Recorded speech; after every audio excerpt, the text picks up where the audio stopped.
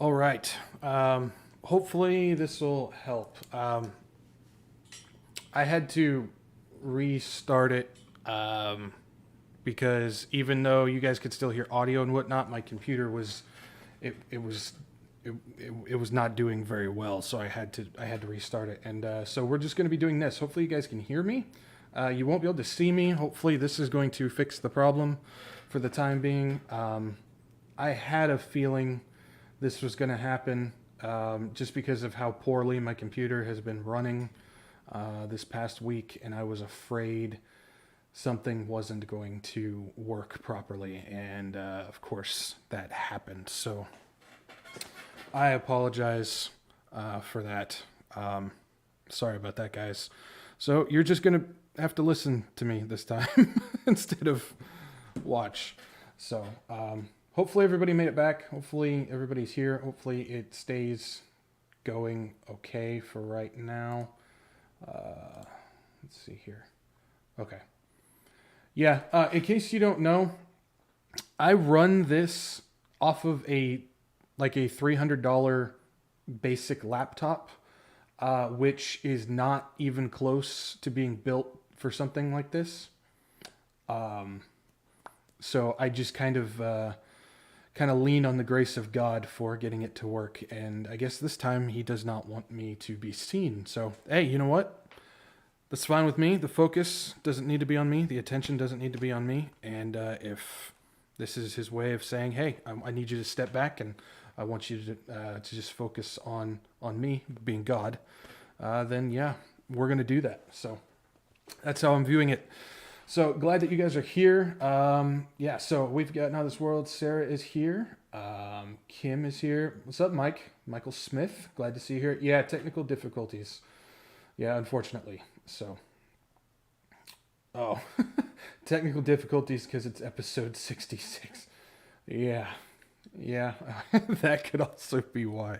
So, okay, so we're just going to get this going here. We've spent a bunch of time. I don't want to keep you guys going or keep you guys here for too long, so we're going to kind of just bolt through this. But just to go back over everything, I did create a Rumble channel and an Odyssey channel. Both of those links you can find in the description below if you want to subscribe there.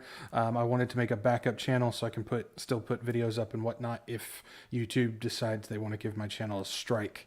So you can check that out. And then the bobblehead video, like I was saying before, I put out a video of several different prophecy teachers and pastors in Waffle House. It's kind of like a little comedy joke video. People seem to like it, so I went ahead and decided to make it a series. So always keep an eye out for the bobblehead videos as well. And then, of course, get on my Telegram to follow for news and everything like that. So, okay, that's all I got for announcements. Moving on into this. Man, it hasn't just been technical stuff, but it's also been my notebook. Because of so much stuff going on and all the changes I had to do, I had to basically throw out my usual notes, and I've just made talking points. So I got to go off of everything off my head and my brain just based on talking points. So, okay. So the first thing we're going to talk about is we're going to take a look at what is going on with a little background on Credit Suisse. So we talked about Credit Suisse last week about how they are possibly going to be one of the triggers for the financial collapse. After doing a little bit more digging into it, I found some interesting stuff as far as what Credit Suisse is involved with the Vatican, how they're involved with that. And I thought it was interesting. So in case you don't know, about a month and a half ago, Pope Francis came out and basically said that all financial assets and liquidity needs to be in the Vatican Bank by September 30th. Obviously, we have passed September 30th at this point. Now, what makes this interesting is at the same time he said he wanted all the financial assets attached to the Vatican in the bank. That's the same time that Credit Suisse started to take a mega downturn. They were hurting before, but it was about the same time that Credit Suisse started to go big time downhill.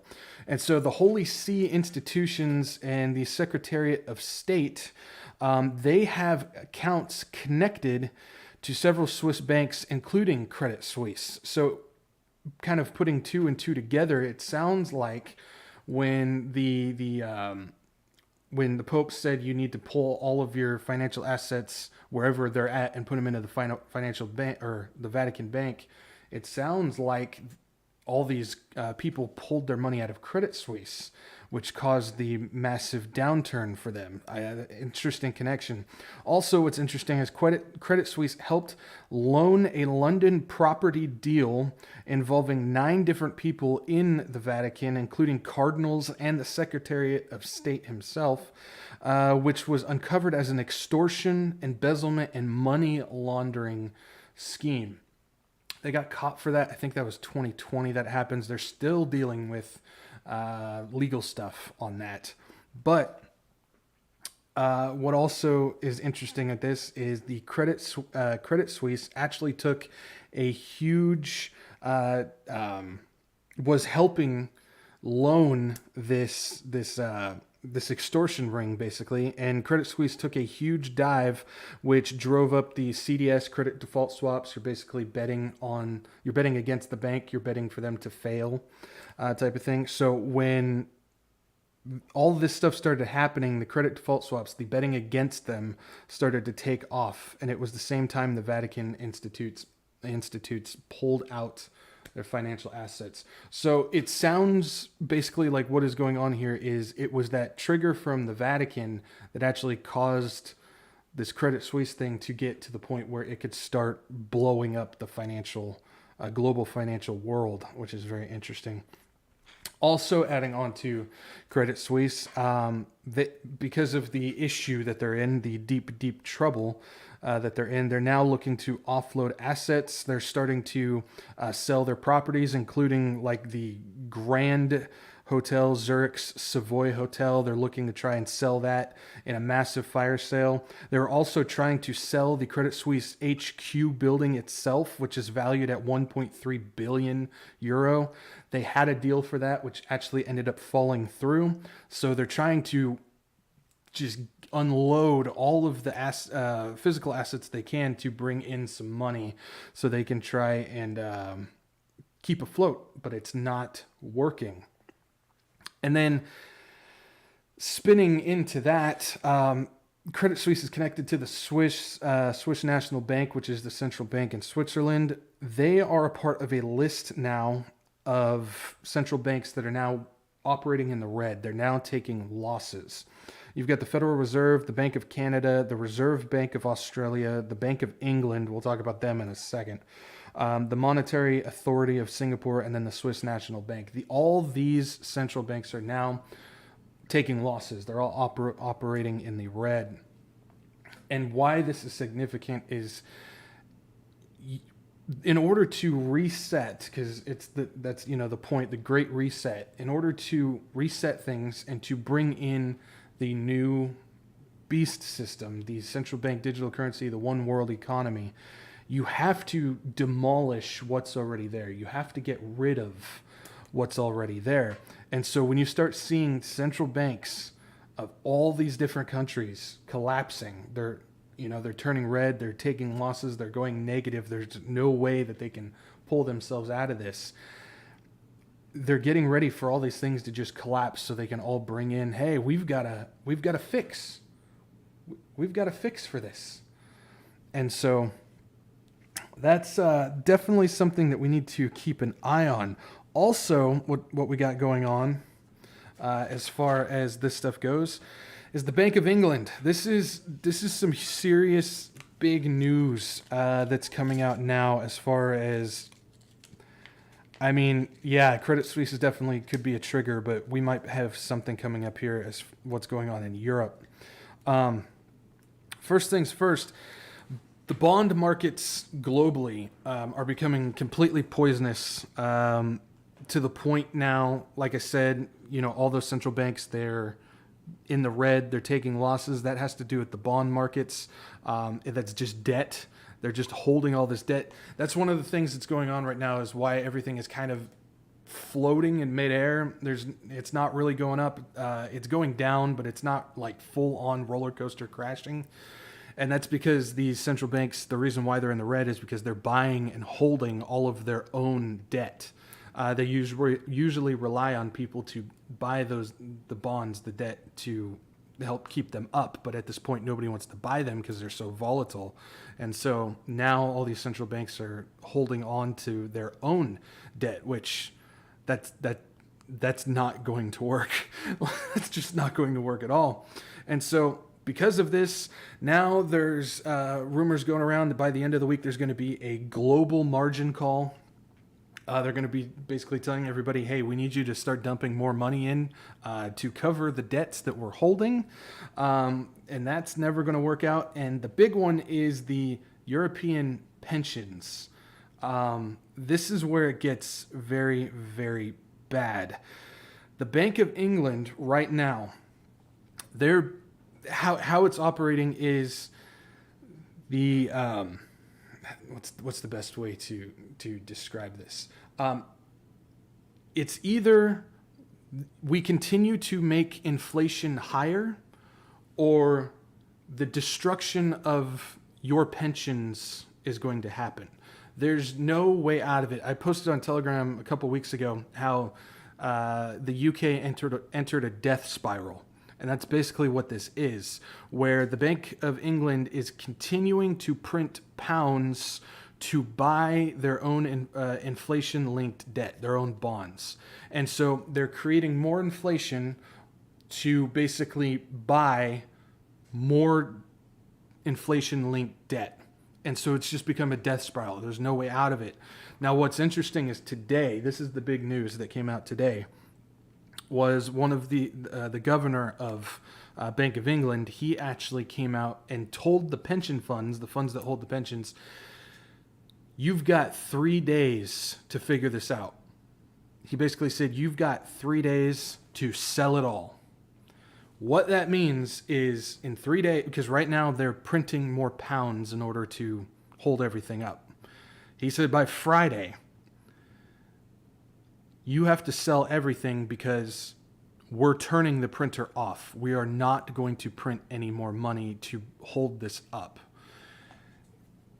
If this happens, because there's been it happens all the time. They go out and they issue these things and then, oh no, we changed our mind. So if this happens, just say goodnight to the financial world in England. And those pension funds are linked everywhere, including America. And so that will send a shockwave out globally across the markets, and it could start getting very, very bad, very, very fast at that point. So that is definitely something to keep an eye on. That's on Friday. So we got to keep an eye on what's going to happen. Is it, again, they may change their tune. They may continue to print things. But again, that's just continuing that death spiral that's happening right now.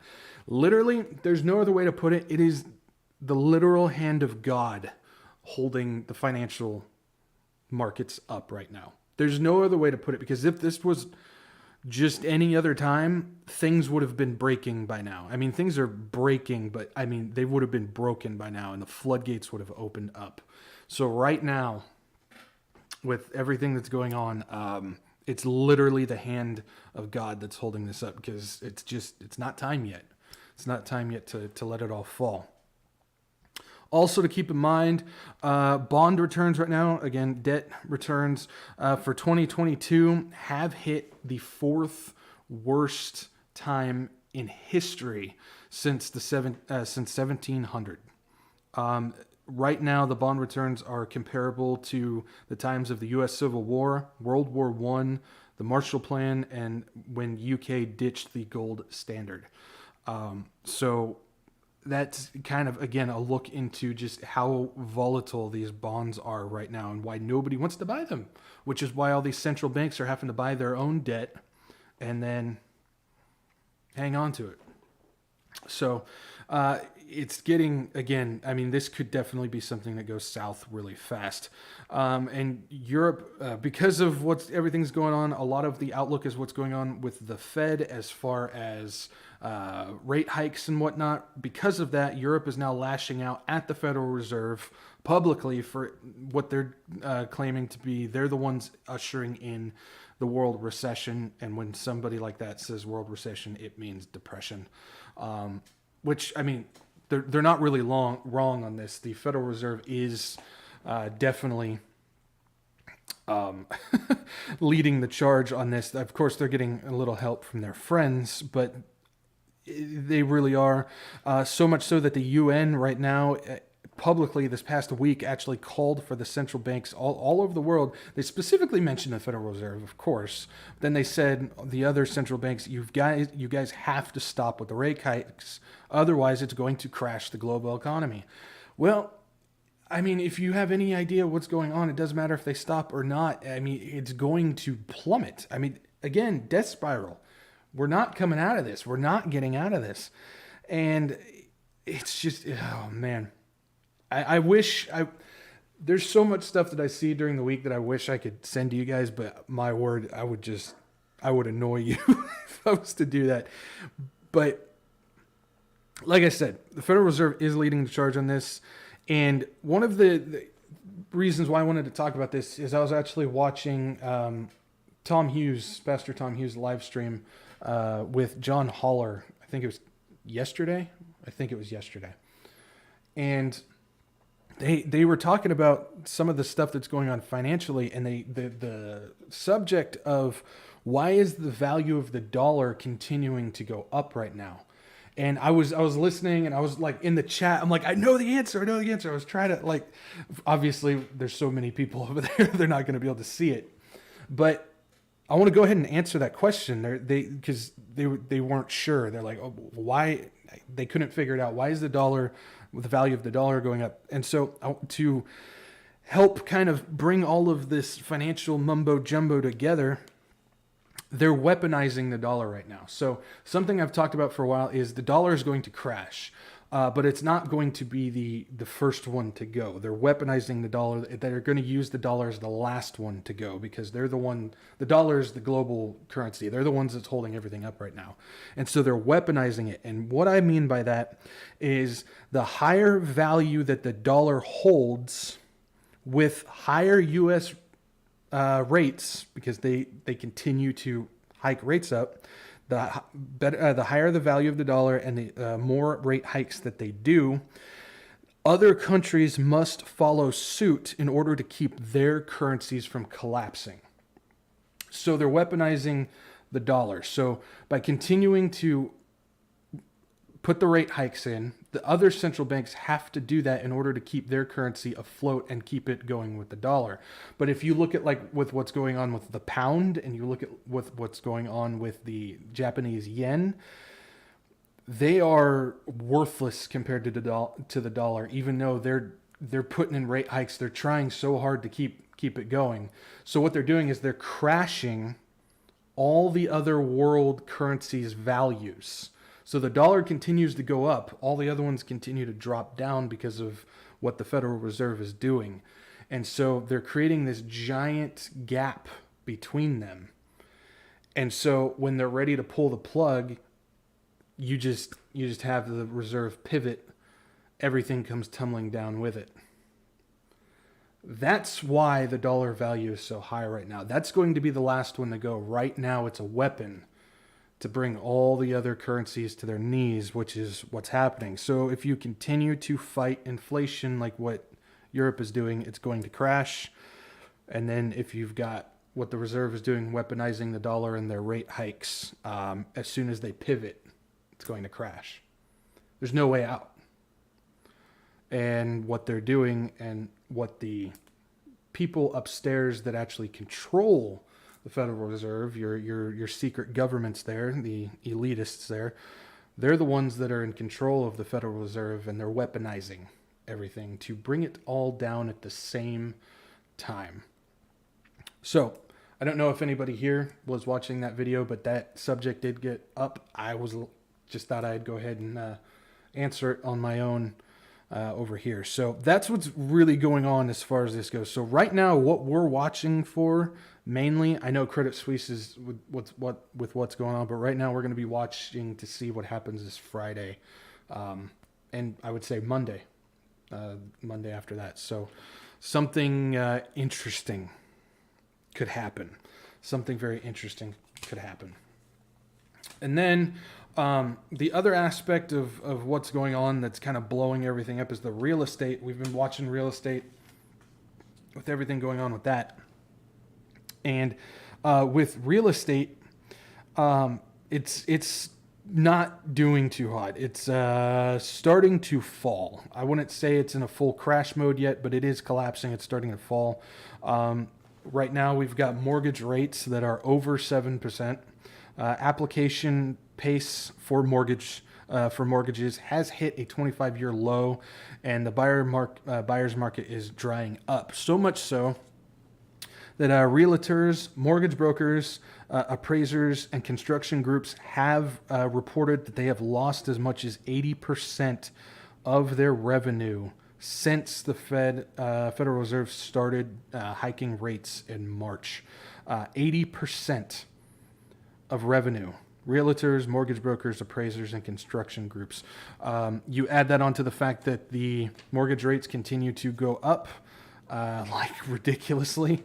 I checked yesterday and it was like 7.6%. You'll find varying numbers all over the place, but yeah, over 7% right now. The cost of homes, while they're starting to go down in some places, they're still just ridiculously high. That goes with the fact that they don't want you to own a house. They don't want you, I mean, just like the WEF said, you will own nothing and you'll be happy. So they don't want anybody owning their own real estate. And along with that, real estate is a good bomb to drop on the financial markets. If you don't know, just go ahead and ask 2007, 2008, because it was the real estate that brought it down pretty much. Then you take a look at what's going on in China, because China is still not out of the woodworks yet. China's real estate continues to crash. You've got the Hong Kong Monetary Authority has raised their own rates 5 times this year, and it dropped another raised their rates, and it's dropped another 26% from June to August, and their secondary financing dropped 41.1% in July and August.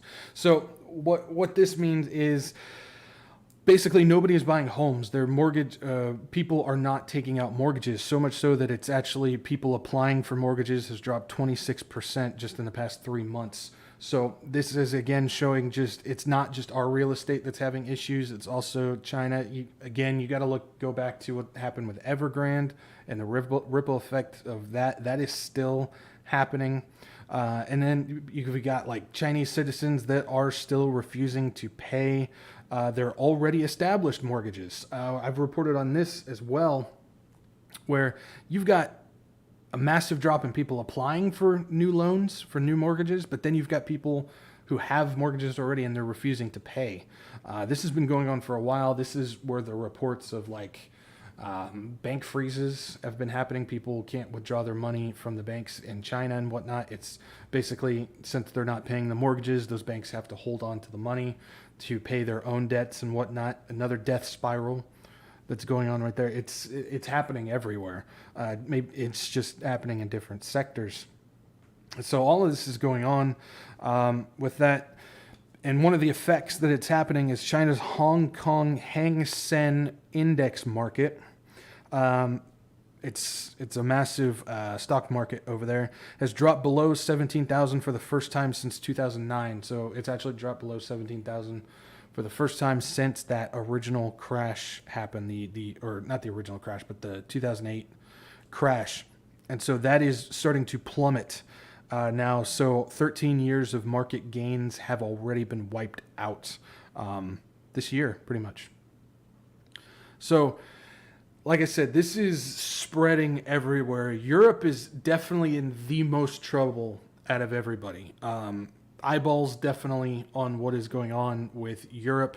If anybody's going to fall first, even though China is in major trouble, it's going to be Europe that's going to fall, especially since they're dealing with multiple crises. You've got their financial aspects going on. You've got their food stuff that's happening. The big one is the energy markets. Everything is happening really over in Europe.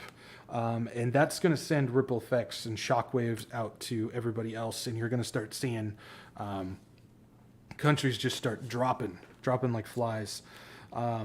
It's not good at all, really. So, let's see here. The other, like I said, so you've got Europe, where I said it's probably going to start there. With the multiple issues and everything happening, you look at the energy side of things, which is still going on. It's getting worse. So much so that they're actually talking about burning garbage and burning horse manure to try and heat their homes for this winter. You can't find wood stoves anywhere. The wood stoves are sold out. And even if you could, good luck trying to find any wood. People are actually starting to steal each other's wood. They're going around and hijacking pellets and firewood and whatnot. So we've got the thieving, the looting is already happening for people to try and heat their homes for this winter because it's getting bad. You look at the economic side of what is going on with the energy stuff, and you've got European companies basically are collapsing at 2009 levels. In the second quarter of this year, we've got 5,600 insolvencies in just England and Wales. That's, 5,600 companies just in the second quarter in England alone. That's not counting everywhere else that's going on. I mean, you look at what's happening in Germany, where it's 15,000 German businesses are starting to face bankruptcy. So that's going to start coming into it. You're looking at production, you're looking at jobs, you're looking at all this stuff. And all this is because of the energy bills. They just can't pay their energy bills because of how expensive it is. The other aspect is the loss of life. What's going to happen? We know when it gets cold, people can't heat. They can die from that. They can die from disease. They can die from hunger because there's no food or anything going on.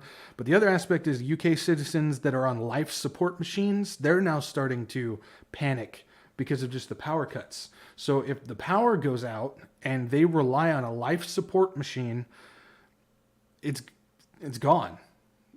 So before, things get really, really bad, you're looking at people starting to die because they can't keep these machines going. So that's another aspect that I don't think people realize what's going on. I didn't until I started seeing some of this stuff coming out. I mean, that's, to them, that's their everyday, again, life support. But for us who don't have any machines like that, who don't need it, we don't think in that way. So that's also going to be an aspect that's coming in. Then you take a look at what's going on with France. I've kind of been updating things on Telegram as far as what's going on with France, but you've got the France refinery strikes that have been going on for a while now. It's starting to get to the point where things might start turning violent. You've got the energy ministry in France that are coming out basically publicly saying they're going to force the refinery workers to get back to work, and not a couple hours after that, the spokesman for the workers out there basically said, you can try, but if you do, prepare for uprisings. So that tells me that it's probably going to start getting violent if they attempt to try and start forcing people, in which I just don't see how you can do that. It's getting bad because right now you've got like over 30% of France who their gas stations, their fuel stations, they're basically out of some type of fuel, if not completely out. There's videos and pictures coming out of these car lines that are going for miles to try and fill their cars. France just installed gas rationing, where depending on what type of car you have, you can only fill up a certain amount. So France is now starting to do gas rationing. I mean, you're talking about 1970s in the U.S. when there was gas rationing, where you could only fill up your car on odd or even days compared with what your license plate said and stuff. We're getting to the point. I mean, that's what happened in Sri Lanka and whatnot, and look at what started happening there. So you've got threats of violence by the strike, the workers on strike, and then you've got gas rationing going on top of it. There's now videos and pictures going out where people are starting to get into fights and assault each other who are waiting in line to get gas. I've actually seen videos of cop cars. They're having to push their cop cars to the gas station because they ran out of fuel to try and get there.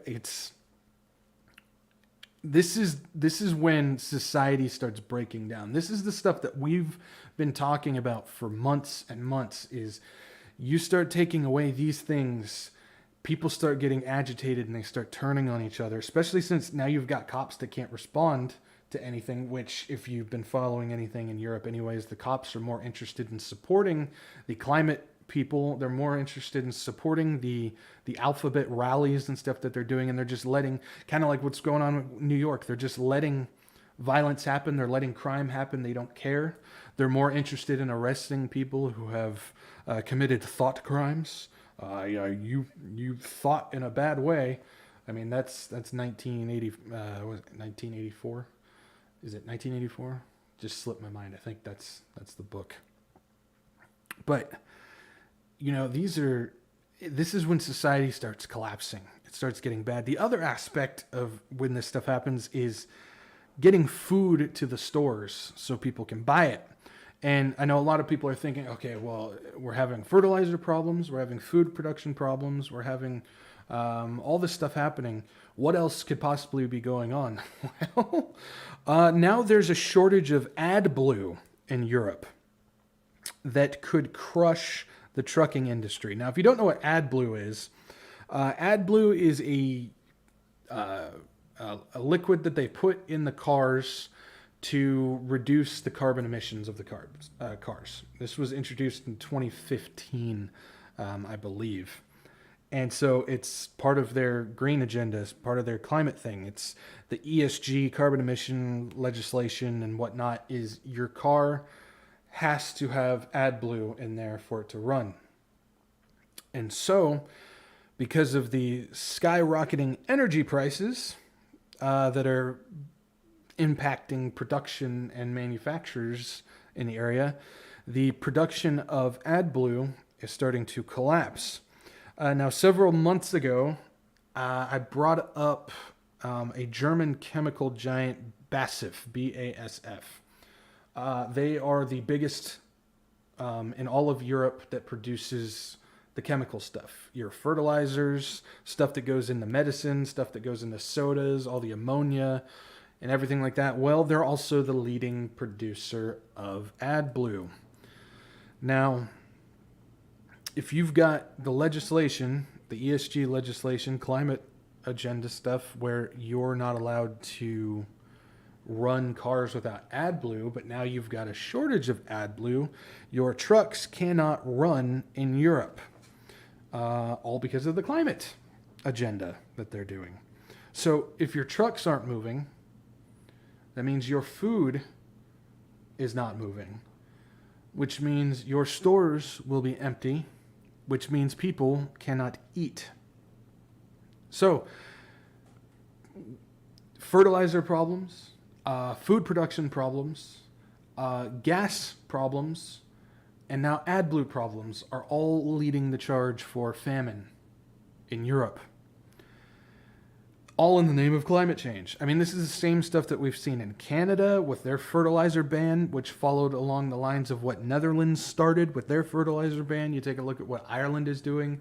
They're starting to adopt the fertilizer ban. So everybody's focusing on the fertilizer stuff, but you've got to take a look at what's happening with the AdBlue. I mean, something like that. People don't pay attention to that. People don't know about that. I didn't know about it. And people don't know about the stuff that's going to have a massive effect on getting food to the stores. So even if there is gas, even if there is diesel for these trucks to run, if there's no AdBlue, it doesn't matter. And you know for a fact that Europe is not going to change their policies to allow these trucks to not or allow these trucks to run without the AdBlue. You know that's not going to happen. I mean, that's the whole point of this, is to use ESG and carbon and green agenda and climate and all that stuff to push through all the things that they're pushing through. So you know that that's not going to happen. So that definitely adds on to it. And then you look at other aspects, adding on to Europe's energy problems is the recent retaliation by Russia. I've got a airwave out on what happened with the Crimean Bridge and whatnot. And so Russia did a retaliation to Ukraine, which actually affects Europe. So if you don't know, Ukraine bombed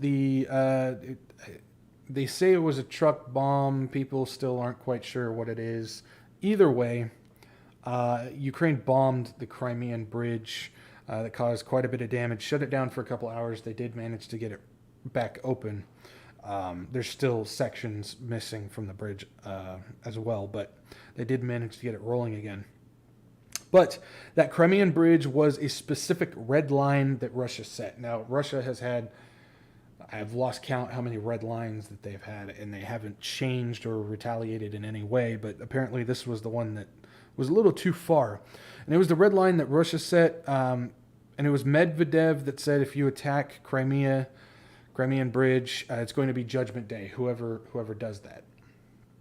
And so Medvedev made that threat. It was going to be Judgment Day.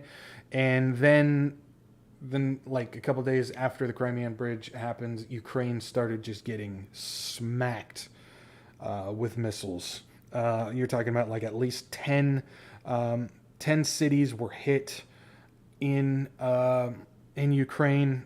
Like 10 or 15 cities were hit. They launched rockets straight into the heart of Kiev, started doing damages there.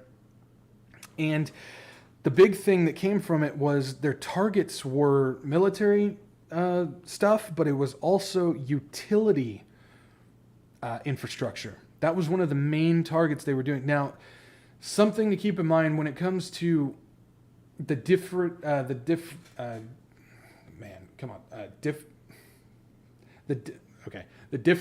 I'm not even going to attempt to try and pronounce a word because I know I can't say it. But when it comes to the differences between a war and the special military operation that Russia is calling this, a lot of it has to do with infrastructure. If you're doing a war, if you're going into to seize an entire country, you're going into literally have a war with somebody, the first thing you're going to cut is the power. Well, they haven't done that. They have not been attacking the power. They haven't been attacking the energy infrastructure. They've kept the lights on over there. They've kept the water running over there. All this stuff, they've kept it going. So anybody who says that this is a war, they're dead wrong. This is not a war. I would say it's a proxy war, but it's not a war like in the sense that people are saying that it is. But this is what Russia has said all along. It's a special military operation. But now they started attacking the energy infrastructure where cities are just getting blacked out. They are losing running water, all of this stuff. And how this affects things is Ukraine actually sends electricity into Europe. They produce a bunch of electricity and they send it into Europe. Well, because of the attacks on the infrastructure, Ukraine had to immediately suspend all energy imports into Europe. So this looks like while Ukraine is getting hit, this actually looks like another attack on Europe, on the West, on NATO, which if you look at all the things that have been happening, this has been an economic attack on the West. This has been an attack on the NATO members to get them to crack and go against each other. And it's a way to just bring down Europe and everything. So this is where the proxy stuff comes in. You've got NATO, specifically the United States, feeding money and military stuff into Ukraine to keep this fight going against Russia, who their opponent is really knocking down Europe and cracking NATO. And so the they're just using Ukraine to do it. Now they've already gained pretty much all of the territory that they said they wanted to gain from Ukraine. That's where the annexation referendums and all that stuff came in. They've pretty much got the only thing left that they want to do is they want to get Odessa, because that'll cut Ukraine off from the ocean there. So I wouldn't be surprised if that happens soon. But it's a proxy war, so you're feeding Ukraine with a bunch of military stuff to keep this going, and Ukraine is attacking NATO and Europe and the U.S. through Ukraine. So that's what's going on. So this is a special military operation. It's getting interesting, and so now they've cut off the electricity stuff into Europe. Something else to keep in mind, some of the things that have come out of this war to just kind of round this off here. You've got a top general who was just recently elevated. His name is Sergei Surovikin. It's the best I got. I don't speak Italian. And he was elevated as the top general for this now. He comes from... he was the general of the... Sergei was the commander of the Russian military in Syria in 2017, where he was accused of quite a few controversial tactics against the government and the people in the area. And so they elevated this dude to basically take over the special military operation right now. And they gave him the green light for all weapons, excluding nuclear, of course. So they brought in a guy who used controversial tactics at the same time the Crimean Bridge was attacked. Something tells me he was the one that said you need to take out the infrastructure, the energy infrastructure. Also, something else to note, Russia did send 20,000 new soldiers into Belarus, and to basically combined with the Belarus military, and they're going to sit on the border. Lukashenko announced this. President Lukashenko announced this and said this is a defensive move. They're not actually planning to go in. Yeah, there's always reports that Belarus is moving their stuff to the border and nothing ever happens. So I wouldn't be surprised if nothing came of that, or they're preparing for something else. Who knows? It kind of seems like with some of the events going on, Nord Stream and the bridge and this new general and whatnot, it seems like things are kind of moving in a different direction, especially since now they attacked the utility infrastructure. So maybe they're planning on doing something big. Who knows? We just got to watch and see what's going on. Now, also coming from Russia is a cooperation plan to reduce OPEC oil, which is basically a giant slap in the face to the United States. OPEC decided to cut 2 million barrels per day. This excludes Libya. So this excludes Libya. This is based, so this isn't just, we're just going to not produce 2 million barrels per day. That's not how this works. This is based on fixed numbers of production that they've already had going. And so what that means is they're not going to elevate above those numbers that they've set. So this will actually be just a little bit less than 1 million barrels per day that will get knocked out so far. So I'm not going to get into trying to explain how all that works. This was actually a subject that I had to go in and study and figure it out, and then I forgot half of it 5 minutes later. But that's how that works. So it's not just we're just going to stop 2 million barrels of oil per day. No, it's based on fixed numbers and whatnot. We're not going to get into that. So, but right now it has cut just a little under 1 million barrels per day. Now, this is basically because of a new cooperation. I wouldn't say new, but of a elevated, I guess, cooperation between the Saudis and Russia. This is more proxy war on the West, basically. If you know, this was Biden went over to the Saudis and was trying to work a deal. And then when Biden left, the Saudis basically turned around and said, we're not going to do anything that you said. Well, they've established a relationship with Russia, and it's going quite swimmingly according to this. So there's definitely a giant crack going between Saudi and the U.S. as far as this goes, and this is going to have an effect on oil output. So gas and oil, not too good there. So the question coming from this is, okay, we know Europe is having all these issues as far as the energy goes. We've been talking about what's going on with Israel. They're supposed to be getting involved with this. Well, we've got some pretty good updates this past week on what's going on with Israel to come in and save the day, I guess. So first things first, you've got Energene, which is the company that is working with Israel with the Karish gas rig, that rig that we've been talking about for a while. They have officially started testing gas flow at the rig. So they're testing the flow of gas from the rig to the Israeli network. This is basically like one of the last steps before they start full production. They said this could take a couple weeks to do. Originally, the start date was supposed to be about the end of September. Obviously, we're past that at this point, but they had issues with equipment and getting everything to work properly, and so it kind of delayed everything. There was no delay with production because of the agreement. Israel basically said that they were going to start production on the agreement, even if, or they were going to start production even if there was no agreement in place. But speaking of the agreement, this is where we get some big news coming from. First things first, air defense systems were turned on for the Karish gas rig, and the security cabinet authorized Lapid, Gantz, and Bennett. They granted them authority to manage a war with Hezbollah freely, so they would not have to go through the Security Council. They wouldn't have to go through the ministry. They would basically, the three of them would just be able to call the shots if a war was to break out with Hezbollah. The reason why this happened is because there was the agreement between Lebanon and Israel as far as the maritime border and all that stuff.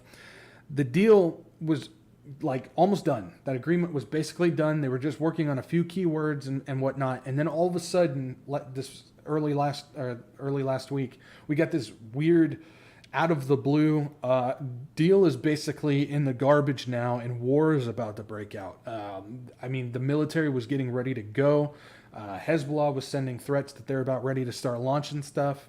That's when they basically set the wartime authorization for the terrible three-headed government leadership, if you want to call them leaders of Israel. Like, that just happened out of the blue overnight, pretty much. Because the reason why that happens, because you've got the U.S., which was kind of mediating this agreement. They were brokering the deal, and the one that they handed to Israel, they approved. Israel said, "Yeah, we're good to go on that. We'll take it." And then when they sent it over to Lebanon, they agreed with that, but then they wanted to add some more stipulations to it, and Israel immediately said no. And that's when things started to get really, really, really, really bad. So Israel started to reject that. But just recently, was it yesterday or the day before, Lebanon said, all right, you know what? We're going to back down from the stipulations that we added. We're going to accept the original agreement as it was presented. And pretty much it was announced, it's not ratified yet, but it was announced that the agreement was pretty much good to go. It was all set and everything. Now, the criticism on this, which rightfully so in my opinion, is Lapid. I mean, he is getting slammed, again, rightfully so, for agreeing to this deal that pretty much surrendered about 90% of the maritime border in that area. I mean, he gave up all of the land just to get this rig going that they were disputing on, all of the border that they were disputing on. And I mean, it's a massive loss of not only energy spoils, all the different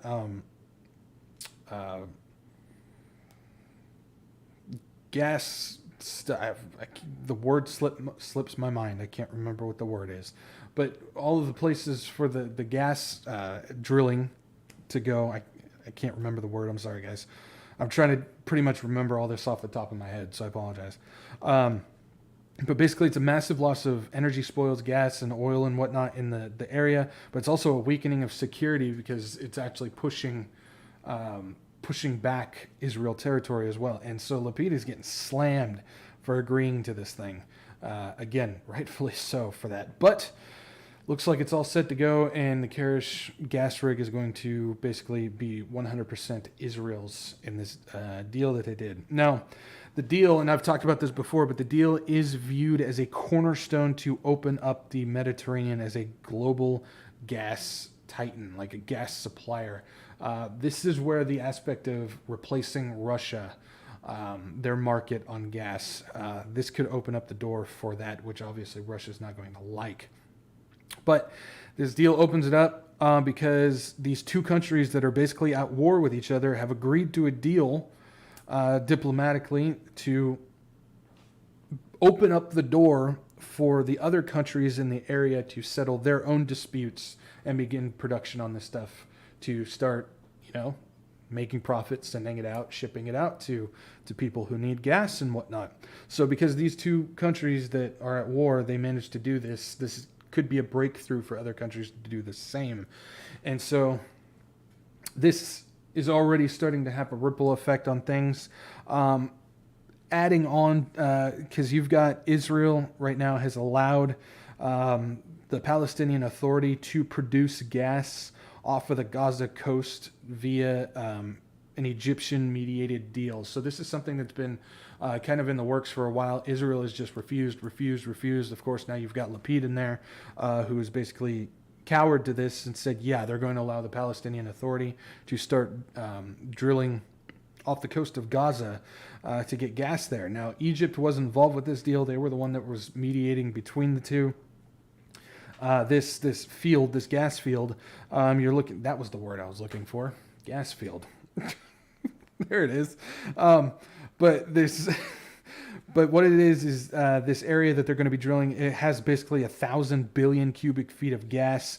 And how it's going to work is Egypt is going to work with the Palestinian Authority on getting this field set up and production going. And what's going to happen is they're going to produce it there, ship it into Palestinian Authority territory, and then it's going to be sold to Egypt. So Egypt is getting down with the gas stuff. Also, something else to note, Energene, they're the ones that are doing the Karish gas field with Israel. They have made another gas discovery at the Hermes in the Mediterranean Sea as well, and so they're getting the groundwork set up to possibly start drilling there as well for the gas. So that's just going to be adding more onto the spoils for Israel, basically making them more of a gas titan in this, which could also be a giant hook to bring Russia in to attack them for Ezekiel 38. So definitely something moving over in that area, that's for sure. Now, when it comes to the same area with gas and Ezekiel 38 players, big news came out about a high-level Turkish delegation that traveled to Libya and signed a series of energy, security, and communication agreements with the GNU, which is the Government of National Unity. That's the government in Libya. And so Libya, if you don't know, currently holds a temporary government. Because of the wars that have been going on, the political turmoil, the different uprisings of different political factions, trying to take a hold of the thing, a new kind of temporary government that was backed by Turkey and Erdogan that new government basically came in and started bringing some peace, quote unquote, calm things down as much as they can be in the area for right now. But they have a temporary government, so it's not an actual established government. And this thing is basically, how Russia has their guys in Sudan? Well, basically Turkey's got their guys in Libya now. Interesting how they're all Ezekiel 38 people. That's worth noting. But because Libya's government is temporary, the types of agreements that were just signed are considered illegal, not just in Libya, but like international. It's considered illegal. A temporary government cannot sign these long-term agreements that affect other countries. So that's considered illegal. So they did something that they're not supposed to. How they got away with it is Libya's foreign allies like the UAE and Egypt and Greece were completely left in the dark about this meeting. They had no idea that this meeting was going to happen. They had no idea that Turkey was sending their delegation. They had no idea what was in these agreements. They didn't know. They were left in the dark on purpose. And they didn't find out until after they were already signed. And basically, this grants Turkey like immense amounts of power over not only the area of Libya, but also some territory that they've been fighting with Greece about. Now, the deal allows Turkey to search for oil and gas in Libya's section of 2019's self-declared Tripoli-Ankara economic zone. So you look at what's going on, or if you look at the map, there was a new economic zone set up for different countries in the Mediterranean Sea after 2019. I can't remember the exact date, but there was new territories, new borders that were shifted, maritime borders that were shifted around for each country. But this deal that was signed reverts back to 2019's, which cuts into Greece's maritime border now. So they're not basing these agreements off of what is considered the borders today. They're basing it off of what it was in 2019. And this is where the aggression has been coming between Turkey and Greece, and even France. France has actually been heavily involved with this as well, defending Greece. They've been going back and forth, attacking each other, not militarily, but politically, not allowing each other to drill for gas and oil in certain areas because Turkey recognizes 2019's territory and Greece recognizes 2022's territory.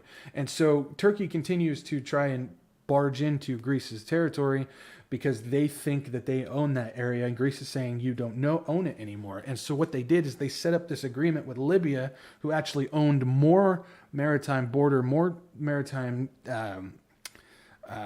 territory, and so now they signed an agreement to allow Turkey to go into what would be considered Libya's territory to search for gas when it's actually Greece's. So this is where that aggression is coming from internationally, where they're not recognizing that territory anymore. Greece is not recognizing that anymore. France is not recognizing that anymore. Crete is not recognizing that anymore, even though Turkey and Libya are now doing it. The Tripoli is giving Ankara, they're giving Turkey the rights to seek deposits in Greece's economic zone off of Crete. Like I said, the tensions are already extremely high with Turkey and Greece. And now you have Turkey, who thinks that they can just walk right into Greece's territory and start digging for oil, start digging for gas. Turkey's not going to appreciate that. Now, this is also important to keep in mind that these are NATO members. Greece is a part of NATO. France is a part of NATO. Turkey is a part of NATO. There are already aggression towards each other. Now, with this agreement that's going to be happen, which is technically illegal, there is going to be massive amounts of aggression that could start splitting NATO. Now, what were we just talking about with Russia, with the proxy war in Ukraine? What is the point of what they're doing? Not only is it to bring the economy down of the West, but it's also to crack and split NATO. This is another aspect of that where this is going to start cracking and splitting NATO. This isn't... Things are getting extremely bad for over there. This is why this is just, you look at Turkey, and even though they're technically recognized in NATO, they're really not a part of NATO. They are fully on board with Russia and Iran with this stuff. They're just kind of working it from the inside. They're kind of the inside job on this. So with all of this stuff going on, you've got Turkey and Russia's relationship that is doing dandy by what they're going. And then you've got Turkey and Libya's relationship that is also going dandy as well. These are all players a part of Ezekiel 38. This is huge. This is massive. And so there is now, because of the illegal deal, there's more threats of international war happening, but now there's more threats of civil war that could break out in Libya because of what this temporary government is doing as well. So much for that peace that they brought. So that's kind of, I mean, all that stuff, that's kind of what I was talking about with the title of this fueling war. There's a lot of stuff going on as far as gas and energy and oil and how it all plays into even stuff in Ukraine and the economy in Europe and what's going on. I mean, everything is all interconnected, and you can't tell me that there's not somebody sitting there using the big brain, you know, figuring all this stuff out. This is not just happenstance. This is not coincidence. So definitely something to keep in mind on there. So, all right, just a couple things left.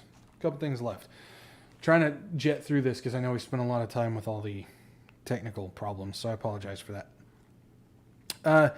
Before we finish off, just a couple things on natural events to keep note of. There was a 5.6 quake in Kavoy, Iran, 5.8 quake in Pira, Peru. Pira, I think that's how you pronounce it. 5.2 quake in Antikiro, Greece. A 5.5 quake in Nuku'alofa, Tonga, and a 5.7 quake in Hualien, Taiwan. News as far as volcanoes, we're sitting at 50 volcanoes erupting. We lost one over the week, and then we got back up to 50 because Italy's Stromboli volcano violently erupted in Italy. So if you haven't seen the pictures or the video on that, I recommend checking it out. It's actually pretty cool. So the Stromboli volcano, now I'm hungry, started erupting in Italy. So that's what's going on as far as natural events and all that stuff. Let's finish off with this. Okay. I can't believe I have to do this, but I do want to issue a warning on this. This is pretty... I've censored this as much as I possibly can, but it's very important that we understand just how bad it's getting as far as the absolute perversion of the world right now. So I do just want to give you a warning that it's not exactly the most appropriate stuff. Of course, I censored it. Don't get me wrong there. But I'm just saying there's some stuff in here that some people might not want to hear. Just a warning, but it's stuff that I think that we need to know about. So three things that I want to cover on this. One is the latest same-sex bill that is going from the House to the Senate also contains no language that outlaws polygamy. So we've talked about how the corruption of the perversion of continues to get normalized, continues to get accepted and pushed through. Well, now we're getting to the point now where they're trying to slide in ways for polygamy to start coming in. This is kind of being led by New York Judge Karen May Backerdayan. I can't read my own handwriting. Bayer Klin. Sorry, guys. If you type in New York Judge Karen May, it should pop up. But basically, this judge, she gave New York's blessing for polyamorous relationships. She claims that previous same-sex rulings left out polygamy relationships as it was kind of their way of attacking this I don't even know what to call it, movement.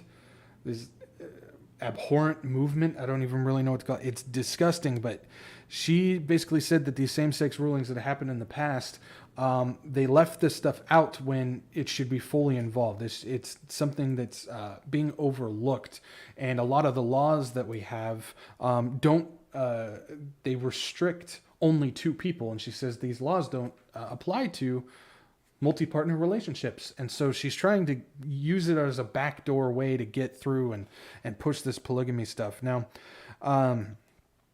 so this is what I'm talking about. Is what started as gay marriage continues to go way beyond it. That old saying, if you give an inch, they take a mile. They're way beyond the mile now. This is something that Christians warned about when all this same-sex marriage stuff started coming through. They warned that it was not going to stop there. They warned it was going to continue to get worse and worse and worse if you allowed it to get through. And everybody said, no, you're crazy. You're just a religious nut.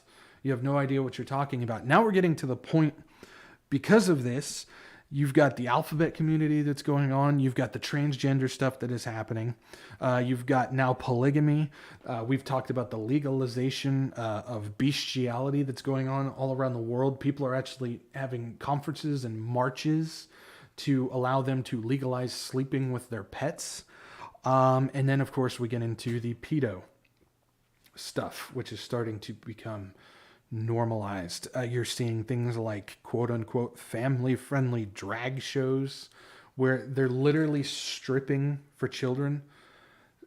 I swear, if you've seen some of the stuff that I've seen where people are taking video of what is going on in these family-friendly drag shows, I mean, they're full-on stripping for kids, and the parents are handing their kids dollar bills to go up to put money for these drag people. It's just, it's horrific.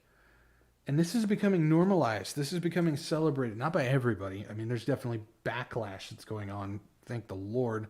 There's people who have some sense left. But it's getting horrific, and it gets worse.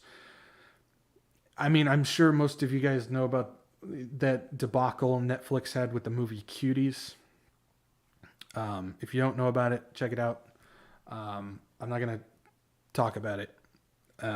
But we've seen stuff like Netflix and their movie Cuties. Well, this is disturbing, guys. It gets worse because now there's a German movie that has come out. It's called The Trouble with Being Born. And it depicts a relationship between a android robot played by a 10-year-old girl and an adult man. It's based on a relationship about an android 10-year-old girl and an adult man.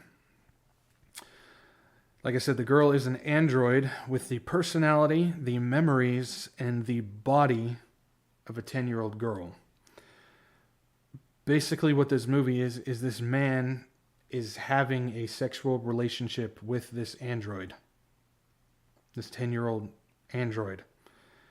And the movie also contains CGI nudity of the 10-year-old android girl.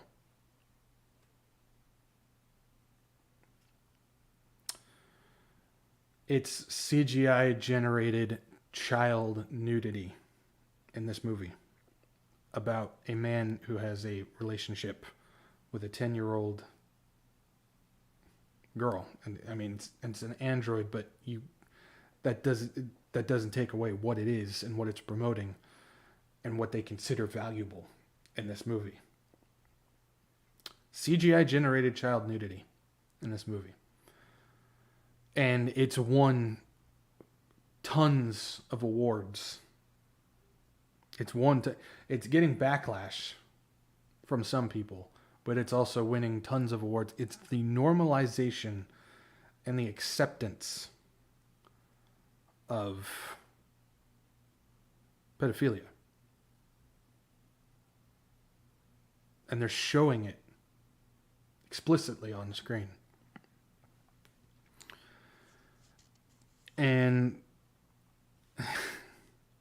as bad as that is, there's the aspect of things going on with abortion, and we've seen all of the movements going on with abortion, all the things, Planned Parenthood, everything that's been going on with it. I'm surprised there wasn't more of a resistance after the Roe v. Wade announcement, honestly. I was expecting things to get worse, but now they're just openly mocking and boasting. You know, the pride goes before the fall type of stuff as far as the abortion stuff goes. There's a song out there. I originally was going to give you guys the name of the song and who did it, just so you can, I mean, if you were curious. I'm not going to tell you what it is, just because I don't want anybody who's listening to this to actually go and look it up. I got myself to actually watch this music video. I just, normally I'm all about, call it out, give names and stuff. I'm not going to do it on this one because I don't want anybody going and looking this up. You're just going to have to just roll with me on this. Or you can start being detective if you're really that interested, but I really do not recommend watching it. But there's a song out there that people are actually defending and calling it a parody song. It's just supposed to be a parody song. It's just supposed to be satire. Don't take it serious. But it is completely 100% satanic. Basically, this song, this music video, shows a woman standing in front of a Planned Parenthood building, and she's rapping. Basically, the gist of this song is she's boasting that she's baby daddy free, and she's on the way to the clinic because she forgot her plan B. She's boasting. She's proud that she's doing this. Then she begins to proudly repeat, this is the chorus of the song, proudly repeats, she's got murder on her mind. And she just repeats that. She's got murder on her mind.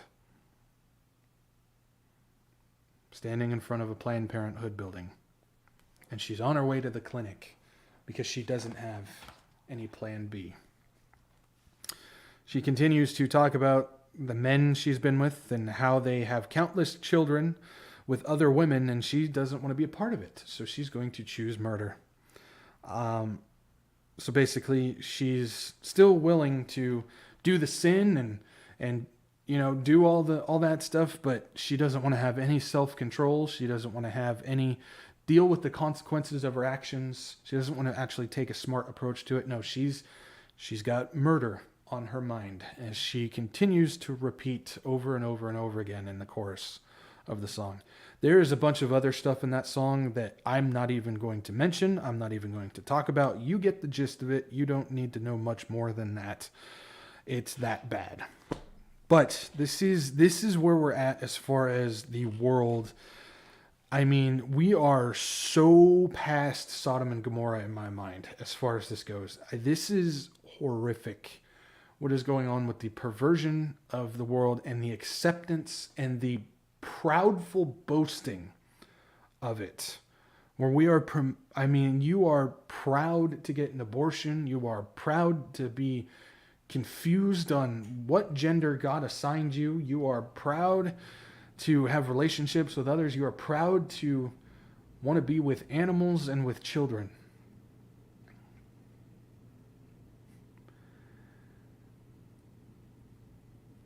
I don't have words. It's gotten to the point now where, what am I supposed to say?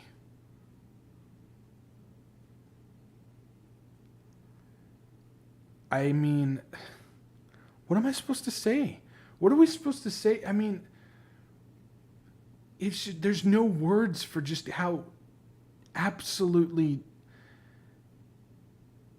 unholy this is, how sinful, how dark, how evil this. I mean, I know evil is one of those words like love where it gets thrown around so much that it kind of loses the value of it, but it's just, evil is just, I don't know, it just doesn't even seem like strong enough word for how bad this is. I mean, how truly evil this stuff is and how people are proud of it. I don't know. There's just, like I said, I don't have a word.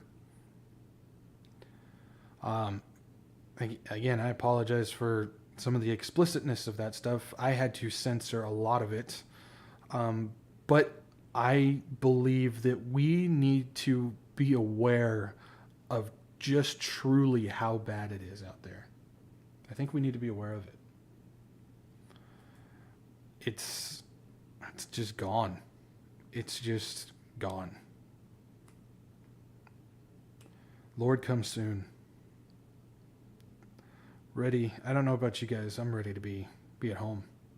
I'm ready to go home. Ready to see our Savior in the clouds, up in the sky.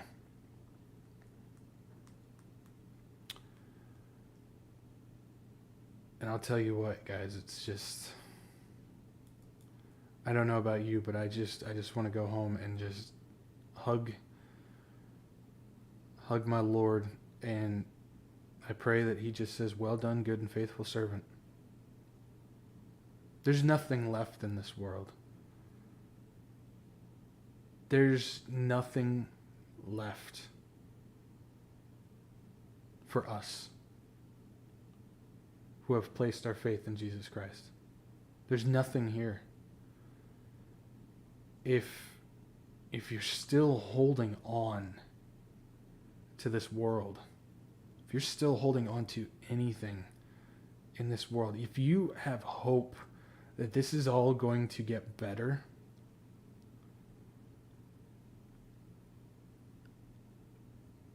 try to explain to me how. I mean, for all you Kingdom Now believers, you honestly think that we're on an upward trend now? You honestly think that we're winning and getting the world ready for the kingdom to come to? I mean, you are off your rocker.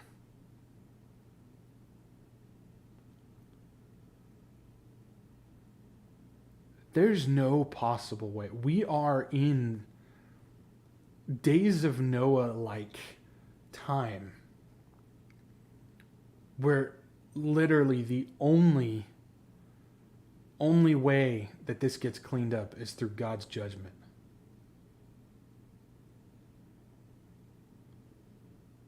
Honestly.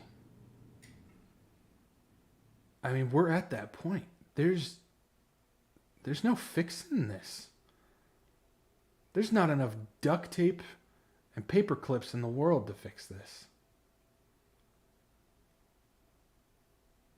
And if you're a believer, if you believe in Jesus, that should give you some hope. That should give you some encouragement.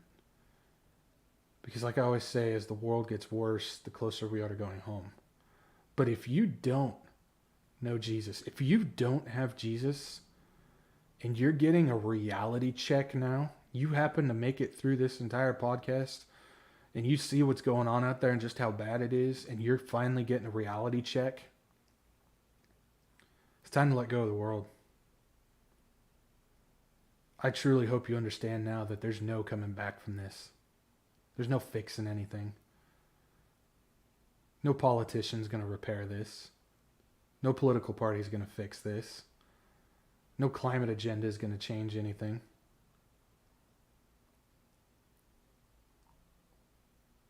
Don't put your faith in this world. Don't put your faith in man. Don't put your faith in office. Don't do it. Put your faith in the Lord. Because he warns us. He tells us. Specifically tells us. That's where the name of this channel comes from, Watchmen. Tells us to be watchmen, to warn, as we see the signs, to warn what's going on, to tell people their time's running out. He tells us to do this. He tells us to go And if people don't listen, blood's not on your hands anymore. They made their own choice. But if you don't believe in Jesus and you're at this point in this podcast, it's time to start believing in Jesus. 3-step process. So simple. You don't have to do anything. Don't have to do a thing. It's a free gift. Just one, admit you're a sinner. You just got to admit that you're not good, that you need a Savior. You can believe in Jesus all you want. Satan believes in Jesus. But if you don't believe that you need a sinner, the believing in Jesus doesn't work. So admit that you're a sinner. Admit that you need a Savior. You messed up. You're not good. You need somebody that can save you. Admit it. Second, believe in Jesus. Because if you now know you need a Savior, believe that Jesus is that Savior. He is the one and only Son of God that came and died and rose again on the third day to save you. Believe that he is who he says he is, and believe that he did what he said he did. Admit you're a sinner. Believe in the one, the Savior, Jesus Christ, that can save you. Third one, call upon him. This is usually done when you're praying to Jesus. You're actually saying, Lord, save me. That's calling upon him. Call upon the Lord. Say his name, and he will enter you. Put your faith in him, and him alone. Because this world is not coming back. It is not coming back. So, all right, guys, that's all I got. I apologize for the technical problems. Again, I just had this sinking feeling it wasn't going to work properly because of how my computer's been running. So if you're here, though, and you managed to make it through this whole thing, I mean, this is kind of what podcasting actually started out as, was just audio. It wasn't until later video stuff started coming in. So if you hung with me, I appreciate you guys sticking here. Hopefully you guys got something out of this. Hopefully it brought glory to the Lord through this. Hopefully you can use this information to reach some other people. Start winning souls, bring people to the Lord. Drag them across that finish line if you have to. Scare them out of hell. I mean, at this point, doesn't matter. If you just have to scare the pants off somebody to get them home, do it. So, but glad you guys are here. Glad you guys can join me. Again, I apologize for all the technical issues. I got to see if I can somehow get my computer working properly as much as I can. So, but yeah, so like, share, subscribe, send this out, do all that stuff. I'm trying to get this thing growing as much as I can. I really would like to start reaching people out there. And, just to be fully transparent, I kind of said something in the Telegram, but just to be fully transparent, I do want to do this as a full-time thing. I would love to be able to study this more and be able to bring more information, more stuff out for people so I can reach them bigger. So liking and sharing and subscribing, all that stuff does help. So do that. Make sure you're on my Telegram for daily updates and all that stuff. And if you so choose, there's donation links down below that you can use if you feel like giving. No pressure, but it does help. So, but that's all I got, guys. And if the Lord doesn't come back next Tuesday, same time, same place, I'll catch you guys later. Peace out.